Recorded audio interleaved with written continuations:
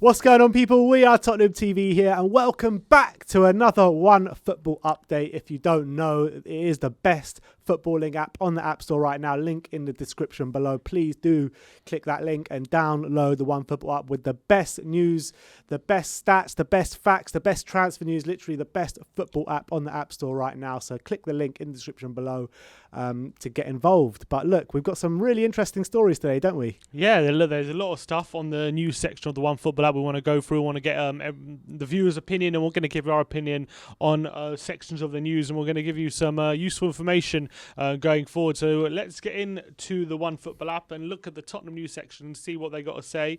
The first bit of news we're going to talk about is Heung-min Son, and the title is Tottenham Hotspur superstar called up for international duty despite recent injury. This is brought by the Evening Standard. It says, according to the Evening Standard, Tottenham superstar Heung-min Son has been called up for international duty despite getting injured on Sunday. It was posted yesterday, so it said last night. The inform attacker picked up a muscular injury less than 20 minutes into Tottenham's crucial encounter against Arsenal at Emirates Stadium. As a result, Son had to be replaced by Lamela, with Mourinho confirming post-match that it was a muscle problem, which could be a tricky proposition.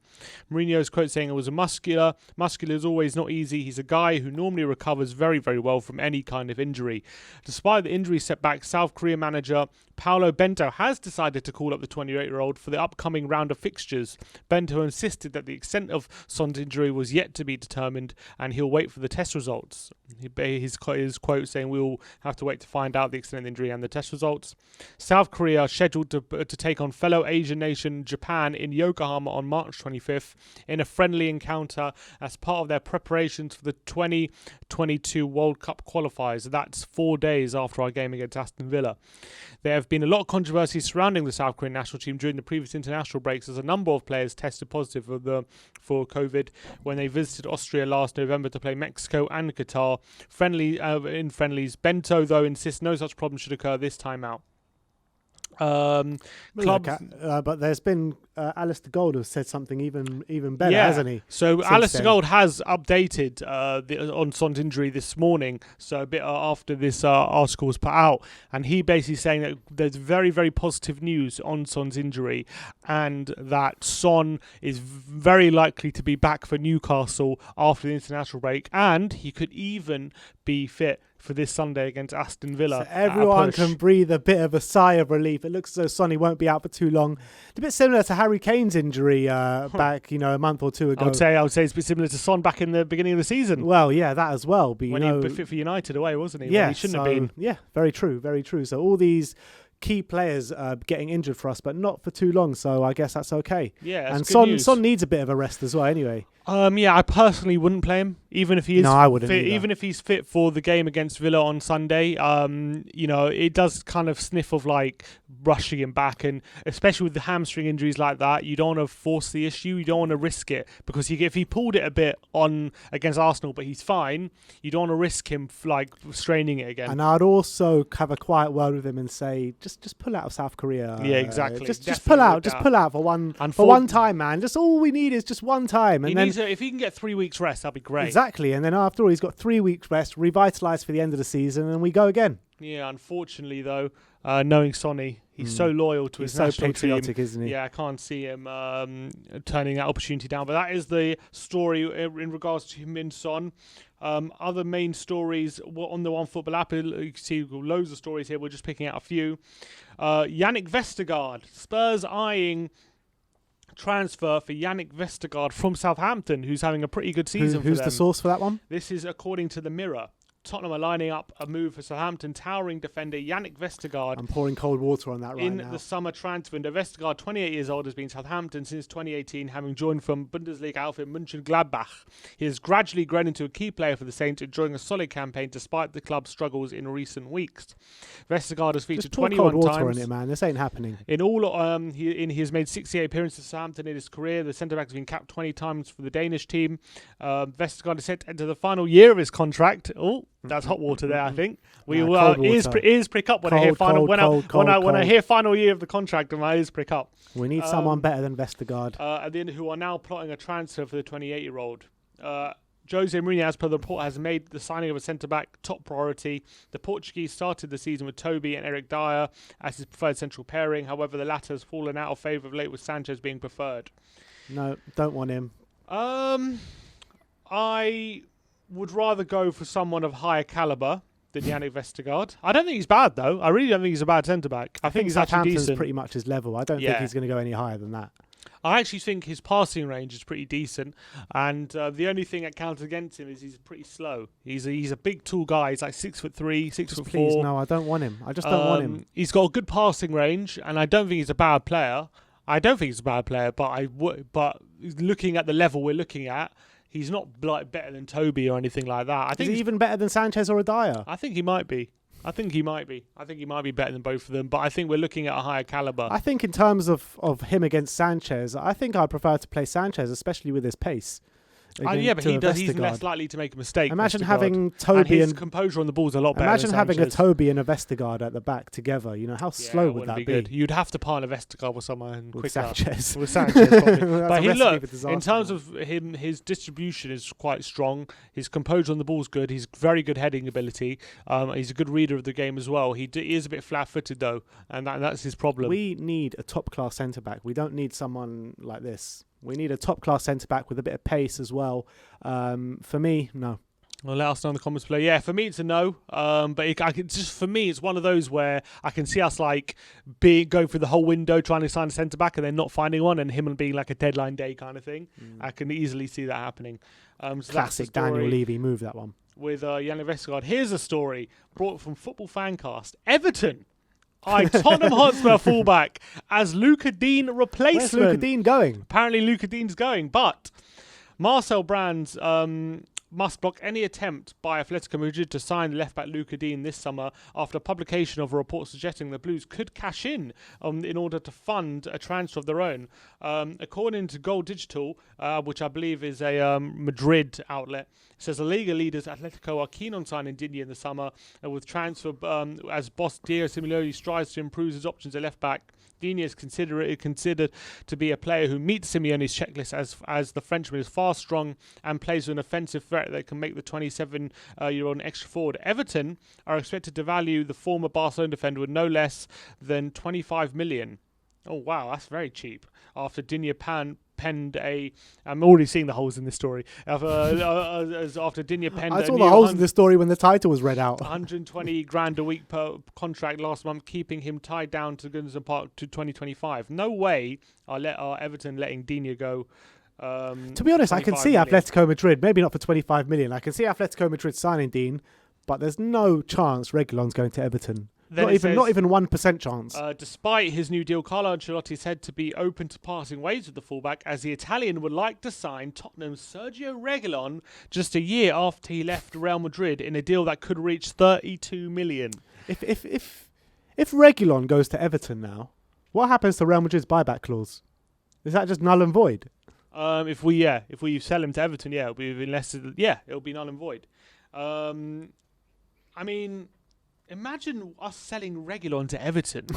What would the hell would that? What makes no sense unless we're getting Roberto Carlos back from the dead or back from retirement. Then there's no chance of it. It says here, Everton's director for Marcel Brands, who Ancelotti claims he enjoys a beautiful relationship with, must step in and block the Italian coach from a potential huge blunder of trying to move Digne and replace him with Reguilon. This is such a non-story, man. There's absolutely zero chance we sell Reguilon to Everton. Straight away, man. Just let's move on. Unbelievable, even that's even being reported that we could sell Reguilon to Everton. No chance. Move on. Breaking news from today. Dynamo Zagreb coach Mamic resigned days before Spurs clash after jail sentencing ruling. So the manager of Zagreb, who we play on Thursday night after we are 2-0 up on the first leg, we travel to Zagreb. Their manager, Zoran Mamic, has resigned just days before the second leg. Mamic has resigned after being sentenced to 4 years and 8 months in prison. Yeah. Dynamo's preparation for the Europa League clash with Tottenham on Thursday is now in disarray following the news, Mamic stepped down immediately as Dynamo coach following the confirmation of his sentence, the Croatia side announced. Although I don't feel guilty, I resign, as I said before I would do if the sentence was confirmed. I wish all the good luck to the club, said Mamic via the statement.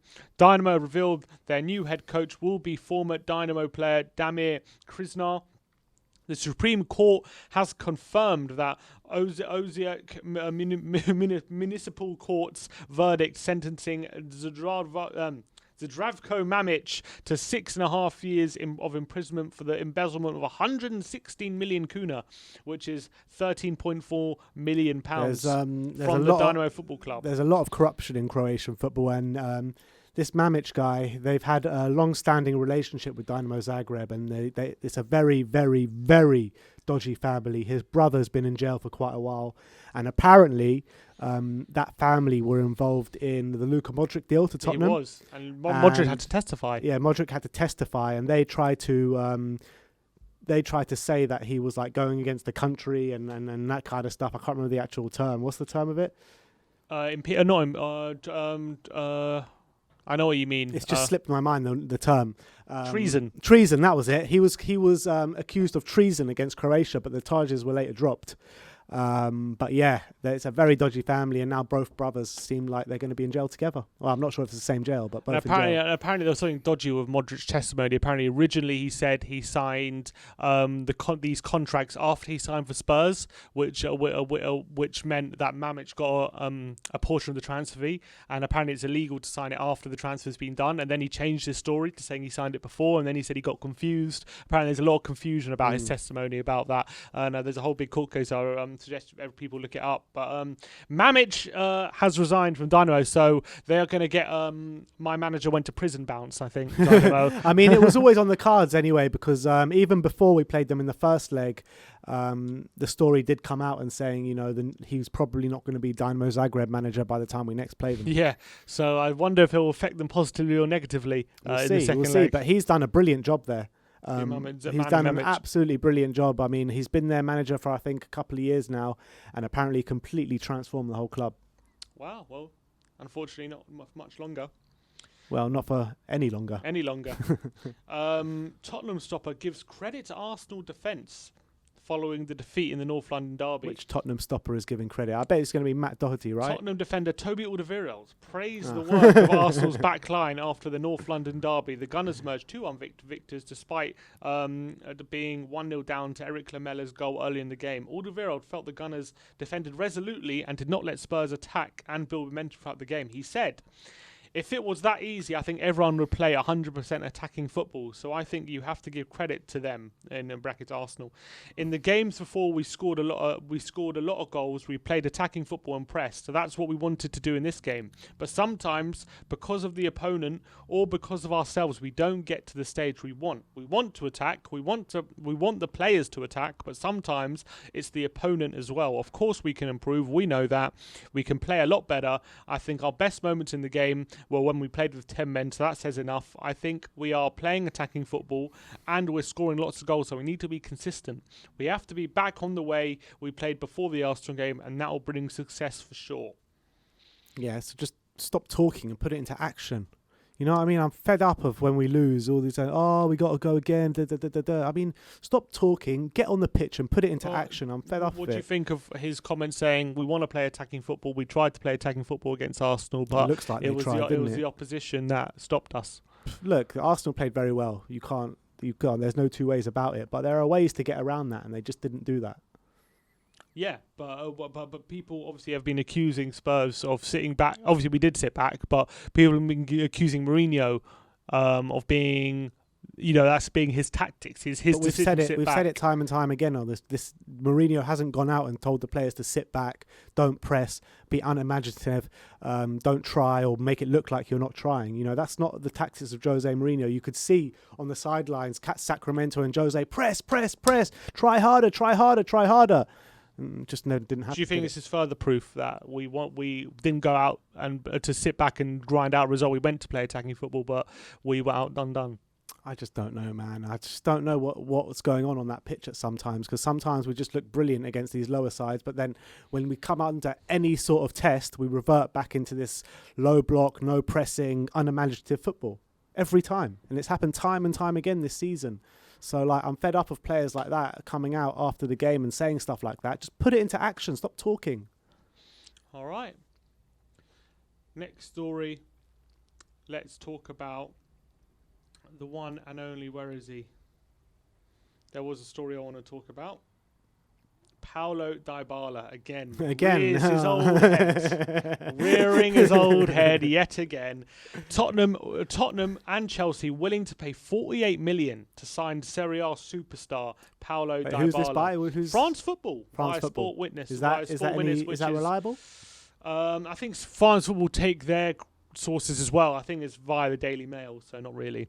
Tottenham Hotspur and Chelsea are willing to splash 48 million, sign Paulo Dybala in the summer from Juventus in the summer window. The 27-year-old has been with Juventus since 2015, having joined Palermo and has gone on to taste great success with Juventus. However, over the past couple of seasons, Dybala has seen his importance in Turin go down greatly. I wouldn't agree with that, because last season he got Player of the Year in the whole Serie A. So I think it's just this season, really. This season he's been troubled with injuries as well, a lot this season, but Pirlo doesn't seem to know what he's doing, to be honest. Yeah, he seems to be struggling a lot.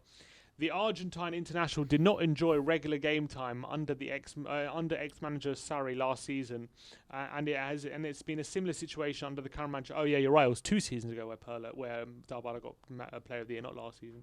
Under the current manager, Pirlo has also been reluctant to use Dybala on a regular basis. Matters haven't been helped by the forward's injury problems either. Nonetheless, with the 27-year-old set to enter the final year of his contract. He is pretty young. With Juventus at the end of the season, Tottenham are reportedly willing to pay 48 million to sign Dybala from Juventus, however, face stiff competition in their pursuit from London rivals Chelsea, who also said to be interested. Haven't Chelsea signed enough attacking players over the last year? Can't just Chelsea stop pinching our targets every bloody time? Dybala's a long-term target for Tottenham. The club came very close to signing the Argentine international back in the summer of 2019, but the deal fell through due to image rights issues. I think this is another non-story, to be honest. I think that if we are going to spend that type of money, we're not spending it on an attacking player. I'll tell you that now. If we're spending that sort of money, we need a centre-back, we need a right-back, we need a goalkeeper. We need these kind of players before we sign an attacking player, in my opinion. Yeah, I think the ship has probably sailed for Dybala. I think we had our chance. We didn't sign him, and then now we've got different options. What about if we sell Dele for big money? Yeah, I mean, that could be an option, but then again, you've got Lo Celso coming back in as well, so it's not a priority. Yeah. What if we get Champions League and we sell Dele? It's still not a priority. We need defensive players first. Or if we do sign defensive players. And if there's any money left over, what if there's 48 million left over exactly. after getting two centre-backs, a right-back, a goalkeeper. And Chelsea pull out. Yeah, exactly. Yeah. So it's very likely. All right. And this one as well. Tottenham ready to listen to transfer offers for star who can't be trusted in big games. Tottenham are reportedly ready to listen to transfer offers for struggling defender Davinson Sanchez this summer. The Colombian international has not developed as many would have hoped or expected in his time at Spurs, and it now seems he could be one who's shown the door at the end of the season, according to Footy Insider. The report explains that Sanchez... I was getting excited for a second. The report explains that Sanchez is not really seen as someone who can be relied on against the best teams, with a source quoted as saying he can't be trusted in the big games. This is pretty damning for Sanchez, and it will be interesting to see how much Tottenham can get for the player if the club shows an interest in him this summer. Jose Mourinho's side are struggling at the moment, and it seems clear that something of a rebuild is needed for next season. Yeah, I think that in terms of our centre-back options, I think Eric Dyer would be the first one I let go, to be honest. But do you think it would be the first one Mourinho would want to let go? I don't know. He can't get in the side at the moment. So probably. When you look at our centre-back options, Toby Alderweireld, Davinson Sanchez and Eric Dyer and Joe Rodon, you got to say Toby's probably going to stay, just signed a contract. Dyer and Sanchez are the two that I would be happy to see go. But I think out of the two, I'd probably let go of Dyer before I let go of Sanchez. Yeah, Dyer's a bit older as well. Yeah, so you're probably right. Okay, that I think is that in regards to all the news of the OneFootball app. Really do go. There's obviously loads more, but we can't get through it all. We don't have that all the time in the world, but really do go check out the app. Go download the app. The link is in the description below. Keep up to everything in the football world. They have live, keep up to date with the live scores as well, stats, all the news, all the latest transfer news. Go check it out. It really is a great football app. So go check it out. The link is in the description below. All right, so there you have it. That is your OneFootball update this week. We'll be back next Tuesday for yet another OneFootball app update where we'll be looking through all the news, all the stats, all the facts. But yeah, that is it for today. Like, subscribe and comment. And as always, come on you Spurs.